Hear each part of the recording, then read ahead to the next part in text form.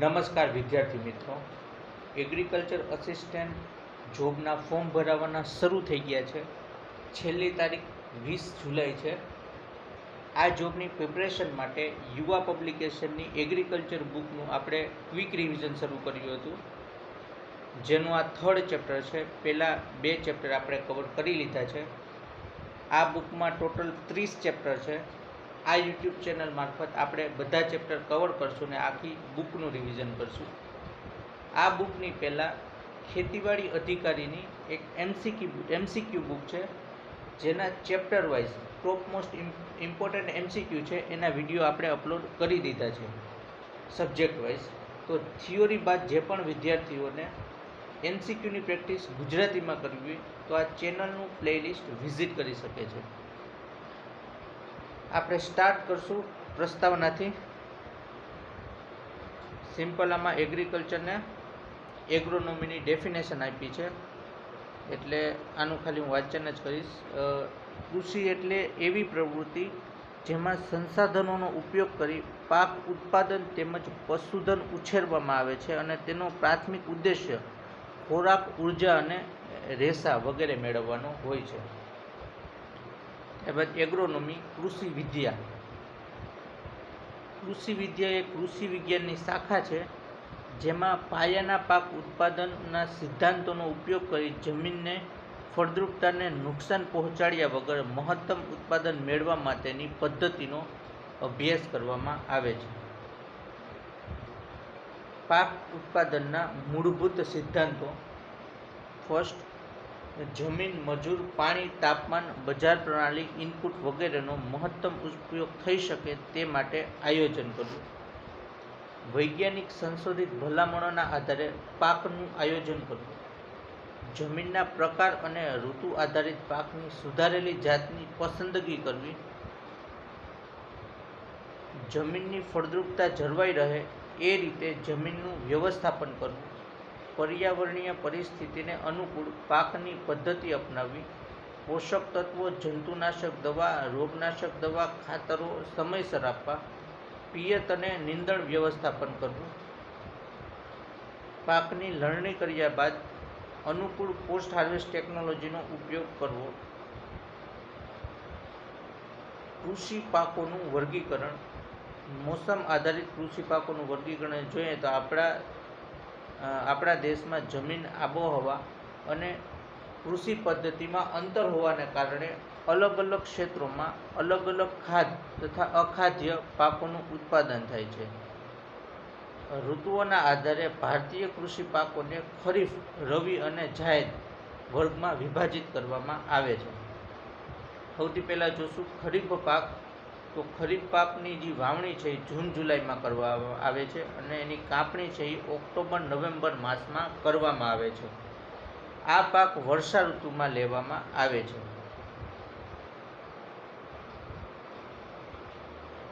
ખરીફ પાકના ઉત્પાદનમાં દક્ષિણ પશ્ચિમ માસથી વરસાદથી લાભ થાય છે. ખરીફ પાકની વાવણીના સમયે વધારે તાપમાનને વધારે આર્દ્રતા આવશ્યક હોય છે. સોયાબીન, મગ, તલ, અડદ, જુવાર, બાજરી, મકાઈ, ડાંગર, કપાસ, મગફળી અને તંબાકુ વગેરે ખરીફ પાકો છે. એના પછી જોઈશું રવિ પાક, શિયાળો. રવિ પાકની વાવણી ઓક્ટોબર નવેમ્બર તથા કાપણી છે એ માર્ચ એપ્રિલમાં કરવામાં આવે છે અને આ પાક જે છે એ શિયાળામાં લેવામાં આવે છે. શિયાળામાં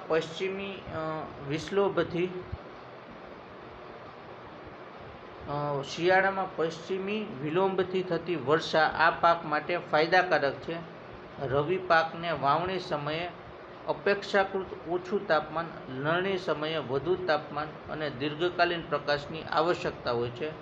ઘઉં, વટાણા, ચણા, સરસવ, બટાટા, મસૂર, અળસી વગેરે મુખ્ય પાકો છે. જીરું, ચણા અને ઘઉં સૌરાષ્ટ્રમાં લેવાય છે.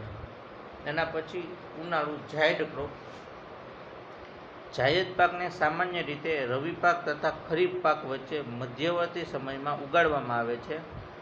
આ પાકોને માર્ચ મહિનામાં વાવીને જૂન મહિના સુધી કાપણી કરી લેવામાં આવે છે. એના પછી ખરીફ પાકની યાદી લે છે ફાર્મર. આ પાક મુખ્યત્વે ઉનાળાની ઋતુમાં લેવામાં આવે છે. કાકડી, તરબૂચ, મગફળી, ડાંગર, કારેલા, મકાઈ, તલ, મગ એટલા પાકો લેવામાં આવે છે ઉનાળામાં. હવે આપણે મોસમ આધારિત કૃષિ પાકનું ટેબલમાં વર્ગીકરણ જોઈ લઈશું. એમાં સૌથી પહેલાં છે ખરીફ પાક.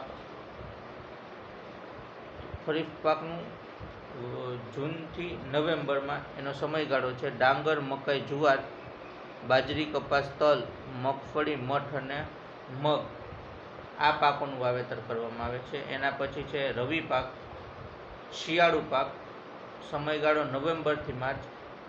ઘઉં, ચણા, જવ, સરસવ ને અળસી એ પાકોનું વાવેતર રવિ સિઝનમાં કરવામાં આવે. એના પછી જાયદ, ઉનાળુ સિઝન, માર્ચથી જૂનનો સમયગાળો. ડાંગર, મકાઈ, મગફળી, તરબૂચ, કાકડી અને સક્કરટેટી પાકોનું વાવેતર કરવામાં આવે છે.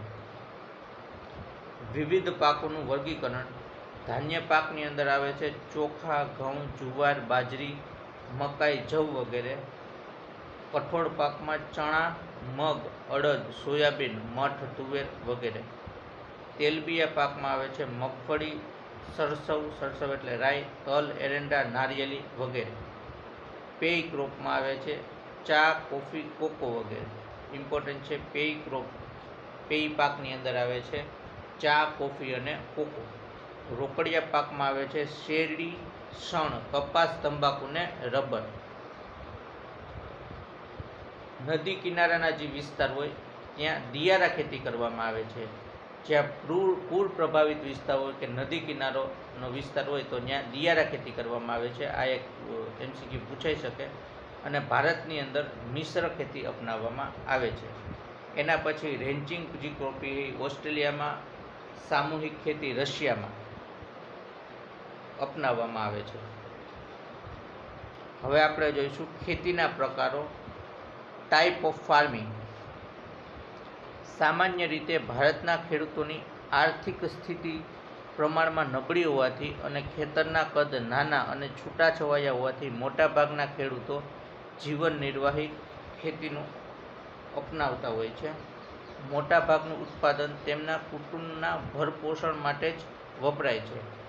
એટલે જીવન નિર્વાહ ખેતી પોતાના ફેમિલી માટે જ ખેતી કરવામાં આવે અને જીવન નિર્વાહ ખેતી કહેવામાં આવે છે. અને ભારતના ખેડૂતની આર્થિક સ્થિતિ નબળી હોવાથી આ પ્રકારની ખેતી અપનાવે છે. એના પછી છે સૂકી ખેતી. જ્યાં વરસાદ ઓછો પડે એટલે 50 સેન્ટીમીટરથી ઓછો વરસાદ હોય ત્યાં સૂકી ખેતી અપનાવવામાં આવે છે. જ્યાં વરસાદ ઓછો પડે છે અને સિંચાઈની સગવડતા પણ ઓછી છે ત્યાં શુષ્ક અથવા સૂકી ખેતી કરવામાં આવે છે. વર્ષ દરમિયાન એક જ પાક લેવામાં આવે. જુવાર છે, બાજરી છે, આ બધાય વોટર રેઝિસ્ટન્સ ક્રોપ છે કે પાણીની સિંચાઈની ઓછી જરૂર પડે એવા પાક છે.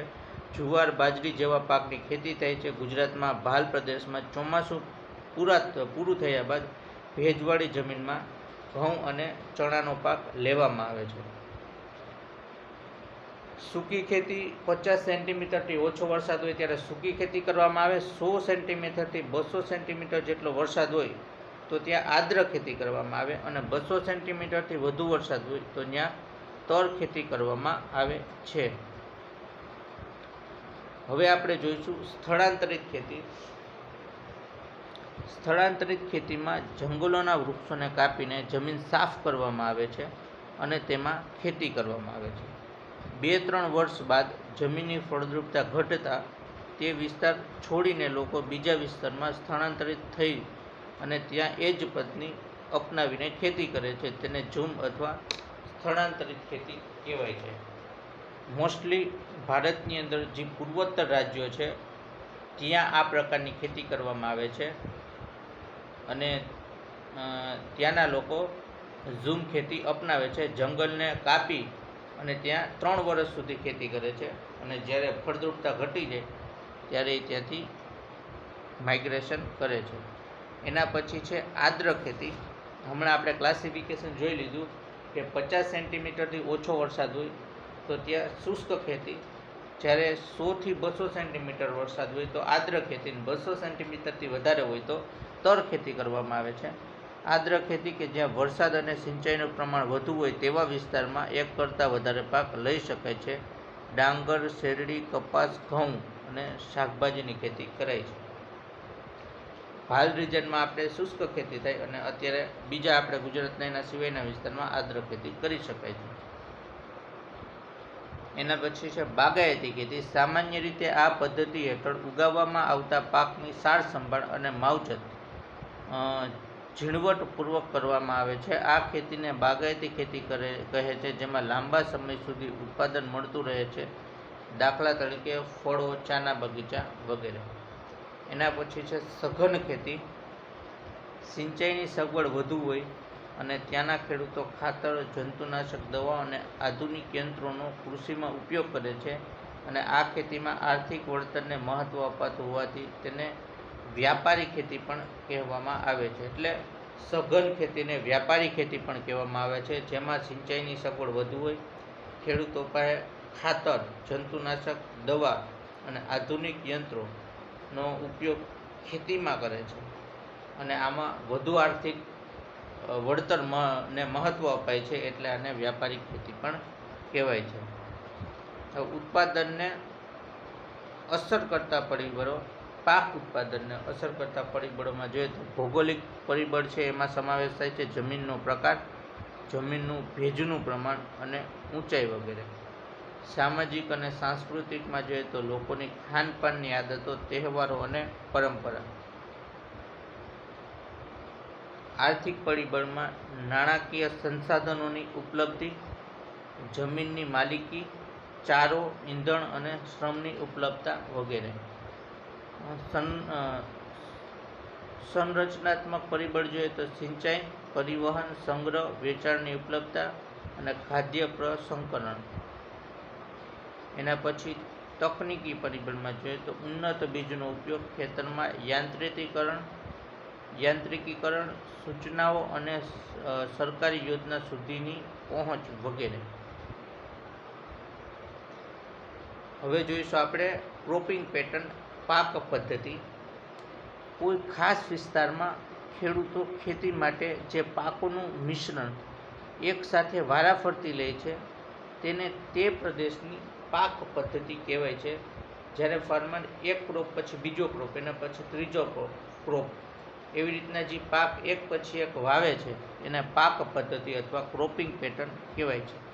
ભારતમાં સમય પર ખેતીની રીતોમાં વિવિધતા આવી, જેમ કે જનસંખ્યા વધતા, શહેરીકરણ થવાને કારણે ખાદ્યાન્નની માંગને પહોંચી વળવા હેક્ટર દીઠ વધુ ઉત્પાદન આપતા બીજ, રોકડિયા પાકનું વધુ વાવેતર, ટેકનોલોજીનો વધતો ઉપયોગ વગેરે જેવા પરિવર્તનો આવ્યા. કોઈપણ ક્ષેત્રની પાક પદ્ધતિ તે ક્ષેત્રના નીચેના પરિબળો પર આધારિત હોય છે. એમાં છે સૌથી પહેલાં એકલ પાક પદ્ધતિ. આમાં એક ક્રોપ એક વર્ષની અંદર વવાય છે. બહુવિધ પાક. એક વર્ષની અંદર આપણે 2 થી 3 ક્રોપ વાવીએ છીએ. રટૂન ક્રોપ મોસ્ટલી શેરડીમાં થાય, કે જેમાં પાક વાવી દીધા પછી એને કટિંગ કરીને એ જ પાકને બીજી વખત રીગ્રોમાંથી આપણે લઈએ છીએ. બહુવિધ પાકના ટોટલ 4 પ્રકાર છે. સૌથી પહેલું છે મિશ્ર પાક, કે જેમાં કંઈ પેટર્ન વગર આપણે પાકોને મિક્સ કરી એકસાથે ખેતરમાં વાવીએ છીએ. આંતરપાક એટલે ઇન્ટરક્રોપિંગ. એમાં એક પેટર્ન હોય છે, એક રેશિયો હોય છે, કે જેમાં આપણે આંતરપાકમાં 2 થી 3 ક્રોપને લઈએ છીએ. મિશ્ર પાક અને આંતરપાકમાં ડિફરન્સ અને નીચે ટેબલમાં આપી ગયેલ છે. એના પછી ક્રમબદ્ધ પાક. એક પાક વાવીને પછી બીજો પાક, પછી ત્રીજો પાક, એ રીતે ક્રમમાં જ્યારે આપણે ખેતી કરીએ એટલે એને ક્રમબદ્ધ કહેવાય. રિલે ક્રોપિંગ એટલે કે જ્યારે એક પાકનું હાર્વેસ્ટિંગ થાય એની પહેલાં જ બીજા પાકનું આપણે વાવેતર કરી દઈએ છીએ. ડેફિનેશન જોઈશું. એકલ પાક. આ પદ્ધતિમાં 2 કે તેથી વધુ વર્ષો સુધી એક જ જમીન પર એક જ પાક લેવાય છે. એને એકલ પાક એટલે સિંગલ ક્રોપિંગ કહેવાય છે. શુષ્ક વિસ્તારોમાં માત્ર રવિ પાકોનું વાવેતર થાય છે. એટલે આપણે અત્યારે ગુજરાતના ભાલ રિજનમાં એકલ પાક પદ્ધતિ વપરાય છે. એના પછી બહુવિધ પાક, મલ્ટી ક્રોપિંગ. આ પદ્ધતિમાં એક જ વર્ષમાં એક જ જમીનના ભાગ પર 2 કે તેથી વધુ પાકોને ઉગાડવામાં આવે છે. આ પદ્ધતિને વધુ 4 ભાગમાં વહેંચી શકાય છે બહુવિધ. એમાં સૌથી પહેલું છે મિશ્ર પાક, મિક્સ ક્રોપિંગ. પહેલો ક્રોપ છે મલ્ટિપલ ક્રોપિંગનો. આ પદ્ધતિમાં કોઈ પણ એક પ્રકારની ચોક્કસ પેટર્ન વગર 2 કે તેથી વધુ પાક એકસાથે ઉગાડવામાં આવે એટલે એને મિશ્ર પાક કહેવાય. એમાં આવે છે જુવાર, બાજરી અને ચોળીનું એકસાથે વાવેતર કરવું, એ મિક્સ ક્રોપિંગ પદ્ધતિ છે. એના પછી છે આંતરપાક, ઇન્ટરક્રોપિંગ. આંતરપાક પદ્ધતિમાં એક ચોક્કસ પેટર્નમાં એક જ ખેતરમાં એક સાથે 2 કે તેથી વધુ પાકોને ઉગાડવામાં આવે એને ઇન્ટરક્રોપિંગ કે આંતરપાક કહેવાય છે. એમાં કપાસ અને મગફળી આવે છે. મિક્સ ક્રોપિંગમાં શું થાય કે એમાં ચોક્કસ પેટર્ન ન હોય, અને જ્યારે કપાસ અને મગફળી એ આંતરપાક છે એમાં ચોક્કસ પેટર્ન હોય કે 2 લાઈન મગફળીની, 3 લાઈન કપાસની, 2 મગફળી, 3 કપાસ, એ રીતે. અથવા તો 1 લાઈન કપાસ, 1 લાઈન મગફળી, 1 લાઈન કપાસ, 1 લાઈન મગફળી, એ રીતે એક ચોક્કસ પેટર્ન હોય. જ્યારે આમાં એવી ચોક્કસ પેટર્ન હોય નહીં. એના પછી ક્રમબદ્ધ ક્રોપિંગ, સિક્વેન્સ ક્રોપિંગ. આ પ્રકારની પદ્ધતિમાં એક જ વર્ષમાં એક જ ખેતરમાં 2 કે તેથી વધુ વખત ક્રમબદ્ધ રીતે પાકોનું વાવેતર કરવામાં આવે છે અને એક પાકની લણણી બાદ બીજા પાકનું વાવેતર થાય. એક્ઝામ્પલ ચોખા, મગફળી ને બટેટા. એના પછી રિલે ક્રોપિંગ. આ પદ્ધતિમાં એક જ ખેતરમાં પ્રથમ પાકની લણણી થયા પહેલાં બીજા પાકનું વાવેતર કરવામાં આવે છે. એક્ઝામ્પલ કપાસ અને મકાઈ. જ્યારે મકાઈનું હાર્વેસ્ટિંગ કરવાનું થાય એની પહેલાં જ કપાસ ઉગાડી દેવામાં આવે છે. એના પછી રટૂન પાક. આ પાકોની લણણી કરતી વખતે પાકનો નીચેનો ભાગ કે તે જમીનની અંદર રહી જાય છે અને આ મૂળમાંથી ફરીથી પાક ઉગે છે. અને આ પદ્ધતિથી બિયારણ, ખાતરનો ખર્ચ ઓછો થઈ જાય, પરંતુ ક્રમબદ્ધ રીતે પાકની ઉત્પાદકતા ઘટતી જાય છે. જેમ કે શેરડી, કેળા અને અનાનસ. એમાં રટૂન ક્રોપ તરીકે લઈએ છીએ. પાકની ફેરબદલી. એક જ ખેતરમાં થોડા વર્ષો માટે એક ચોક્કસ ક્રમમાં વિવિધ પાકોનું વાવેતર કરવામાં આવે છે. આ પદ્ધતિ જમીનમાં પોષણ જાળવવા, જમીન ધોવાણ ઘટાડવા અને પાકને રોગથી બચાવવા મદદરૂપ છે. ક્રોપ રોટેશન, પાક ફેરબદલી. સૌથી વધુ ઉત્પાદન અને વાવેતરની આંકડાકીય માહિતી.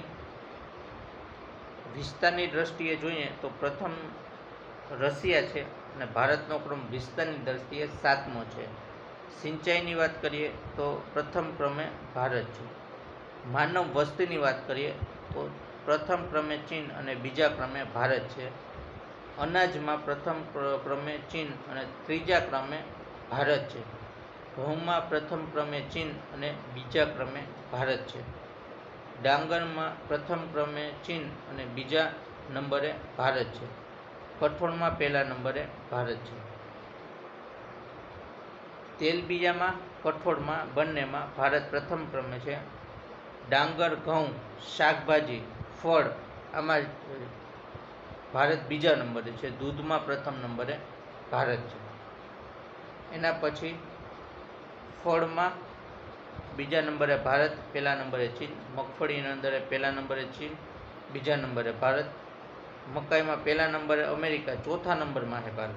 શેરડીની અંદર બ્રાઝિલ પહેલા નંબરે અને બીજા નંબરે ભારત છે. હવે આપણે જોઈશું પાક ઉત્પાદન. પાક ઉત્પાદન ને વાવેતરમાં પ્રથમ રાજ્ય કયું અને વાવેતરમાં પ્રથમ રાજ્ય કયું? તો ચાના ઉત્પાદન અને વાવેતરમાં પ્રથમ રાજ્ય આસામ છે. જુવારની અંદર મહારાષ્ટ્ર, હળદરની અંદર પણ મહારાષ્ટ્ર. એના પછી કઠોળના ઉત્પાદનમાં પ્રથમ રાજ્ય રાજસ્થાન અને વાવેતરમાં મધ્યપ્રદેશ. ઘઉંમાં વાવેતરમાં પ્રથમ યુપી અને ઉત્પાદનમાં પણ યુપી. મકાઈમાં કર્ણાટક. કપાસમાં ગુજરાત છે, ઉત્પાદનમાં પ્રથમ નંબરે અને વાવેતરમાં પ્રથમ નંબરે છે. કપાસમાં એ મહારાષ્ટ્ર છે. પ્રથમ નંબરે ગુજરાત છે એ ઉત્પાદનમાં, જ્યારે વાવેતરમાં મહારાષ્ટ્ર છે. એના પછી સોયાબીનમાં મધ્યપ્રદેશ. શણમાં પશ્ચિમ બંગાળ. તંબાકુમાં ગુજરાત. શેરડીમાં યુપી. રાઈમાં રાજસ્થાન, સૂર્યમુખીમાં કર્ણાટક, કેરીમાં યુપી, ડાંગર છે એ પશ્ચિમ બંગાળમાં. પછી તેલબિયા પાકમાં પ્રથમ નંબરે રાજસ્થાન, ઉત્પાદનની દ્રષ્ટિએ પ્રથમ નંબરે રાજસ્થાન, અને વાવેતરની દ્રષ્ટિએ જોવા જઈએ તો પ્રથમ મધ્યપ્રદેશનો આવે છે. મગફળીનું ઉત્પાદન ને વાવેતર પ્રથમ નંબરે ગુજરાત છે. આપણે આ એક મેપ જોઈ લઈશું, જેમાં આપણે જોઈ શકીએ કે કયા રાજ્યમાં કયા પાકો ઉગાડવામાં આવે છે. જમ્મુ કાશ્મીરમાં કેસર, સફરજન, રાજસ્થાનમાં બાજરો, મગ, સરસવ, પછી ગુજરાતમાં તલ, કપાસ, મગફળી, એરંડા, જીરું, વરિયાળી અને ઈસબગુલ. એના પછી મહારાષ્ટ્રમાં જુવાર, ડુંગળી, તુવેર, દ્રાક્ષ ને ખાંડ. કર્ણાટકની અંદર કોફી, સૂર્યમુખી અને સોસાયટી. એના પછી નીચે આવશે કેરળ. કેરળની અંદર કાજુ, કોકો ને રબર. એની જમણી બાજુ કેળા ને નારિયેળી. તમિલનાડુમાં ઉપર આંધ્રપ્રદેશમાં હળદર, મકાઈ, તંબાકુ, મરચાં ને ફળો. ઓડિશામાં રીંગણ. પશ્ચિમ બંગાળમાં ડાંગર, શણ, શાકભાજી ને પાઇનેપલ. પછી આપણે આસામમાં ચા અને વાંસ. બિહારમાં લીચી. યુપીમાં ઘઉં, અડદ, શેરડી ને કેળી. મધ્યપ્રદેશમાં ચણા અને સોયાબીન. અને જમ્મુ કાશ્મીર આપણે જોઈ લીધું, ત્યાં સફરજનનું વાવેતર કરવામાં આવે છે. સફરજન ને કેસર, જમ્મુ કાશ્મીર. હવે આપણે જોઈશું કે પાક વાઇઝ પ્રથમ નંબરે કયો જિલ્લો છે અને બીજા ક્રમે કયો જિલ્લો છે ઉત્પાદન અને વાવેતરમાં. એટલે આપણે ઉત્પાદનમાં પ્રથમ જિલ્લો જોઈશું, બાજુમાં વાવેતરમાં જોઈશું, બીજા ક્રમે જોઈશું નહીં, કારણ કે એ ઇમ્પોર્ટન્ટ નથી. ડાંગરના ઉત્પાદનમાં ખેડા પ્રથમ નંબરે અને વાવેતરમાં અમદાવાદ.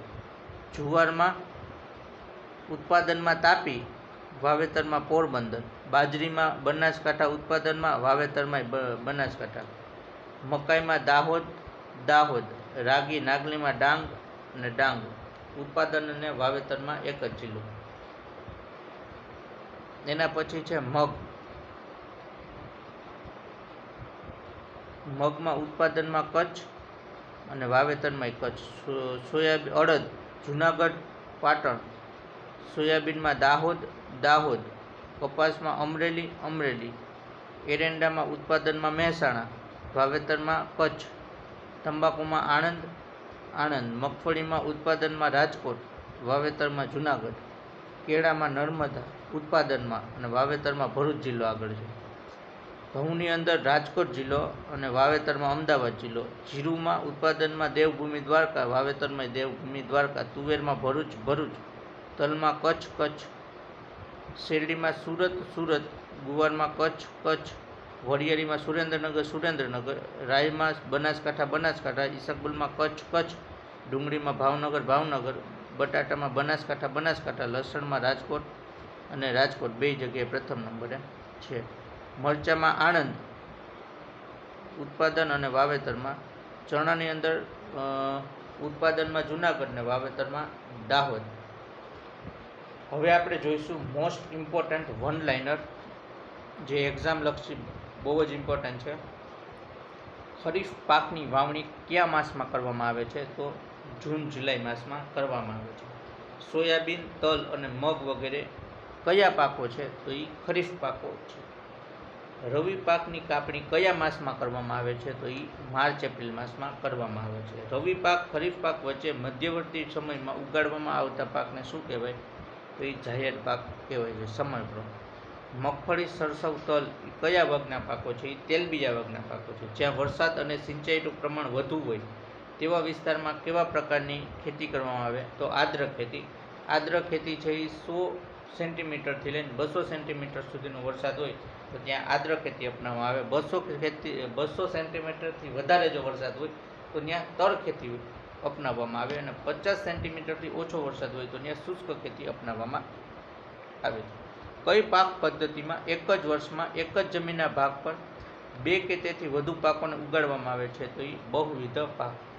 કઈ પાક પદ્ધતિમાં એક જ ખેતરમાં પ્રથમ પાકની રણણી થયા પહેલાં બીજા પાકનું વાવેતર થાય? તો એ રિલે ક્રોપિંગ કે રિલે પાકમાં.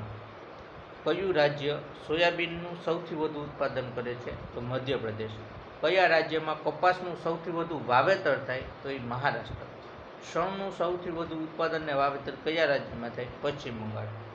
ગુજરાતમાં કયો જિલ્લો બાજરીના ઉત્પાદનમાં પ્રથમ ક્રમે છે? તો એ બનાસકાંઠા. ગુજરાતમાં કયો જિલ્લો મકાઈના વાવેતરમાં પ્રથમ નંબરે? તો દાહોદ. ગુજરાતમાં કયો જિલ્લો ડુંગળીના ઉત્પાદનમાં પ્રથમ નંબરે? તો એ ભાવનગર. ગુજરાતમાં કયો જિલ્લો ઘઉંના વાવેતરમાં પ્રથમ નંબરે? તો એ અમદાવાદ. ઉત્પાદનમાં રાજકોટ. હવે આપણે જોઈશું મોસ્ટ ઇમ્પોર્ટન્ટ MCQ. ખરીફ પાકની કાપણી કયા માસમાં કરવામાં આવે? તો એ ઓક્ટોબર નવેમ્બર માસમાં કરવામાં આવે. ઘઉં, ચણા, બટેટા, સરસવ, અળસી વગેરે કયા પાકો છે? તો એ રવિ પાકો છે. રવિ પાકની વાવણી કયા માસમાં કરવામાં આવે? તો ઓક્ટોબર નવેમ્બર માસમાં કરવામાં આવે. જાયદ પાકની કાપણી કયા માસમાં કરવામાં આવે? તો એ જૂન માસમાં કરવામાં આવે. ચોખા, ઘઉં, જુવાર, બાજરી, મકાઈ કયા વર્ગના પાકો છે? તો એ ધાન્ય વર્ગના પાકો છે. પાક પદ્ધતિ બાબત નીચેનામાંથી કયું વિધાન સાચું છે? તો ત્રણ સાચા છે. એકલ, બહુવિધ અને રટૂન પાક એ ત્રણેય પાકની પદ્ધતિ જ છે.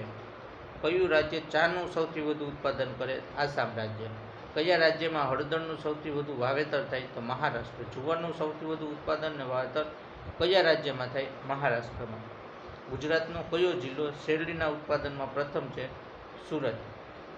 કયા રાજ્યમાં સફરજનનું સૌથી વધુ ઉત્પાદન થાય? જમ્મુ કાશ્મીર. કયા રાજ્યમાં તેલબિયા પાકોનું સૌથી વધુ વાવેતર થાય? તો એ મધ્યપ્રદેશ.